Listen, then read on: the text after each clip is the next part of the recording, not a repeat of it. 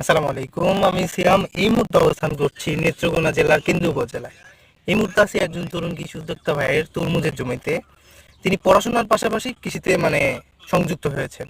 তো বর্তমান সময়ে যে আমি এ পর্যন্ত অনেক তরমুজের প্রতিবেদন করেছি, তো বর্তমান সময়ে ভাইয়ের যে প্রজেক্টটাতে অবস্থান করছি, আমার দেখা পর্যন্ত আমি এমন তরমুজ হয় সেটা কখনো দেখি নাই।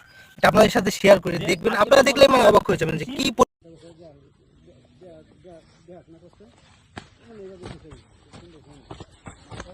একজন হলেন সুমন মিয়া, তিনি এবছরই প্রথম চাষ করেছেন। আমরা একটু তার কাছে জানবো। তো আপনি তো এই বছর প্রথম চাষ করেছেন,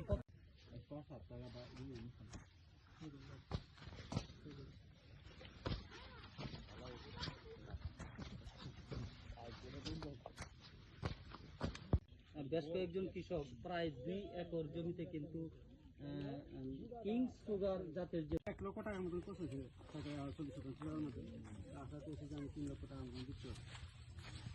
এরপরে আমাদের যে পাশে যে টাইম আছে সে গেছে বছর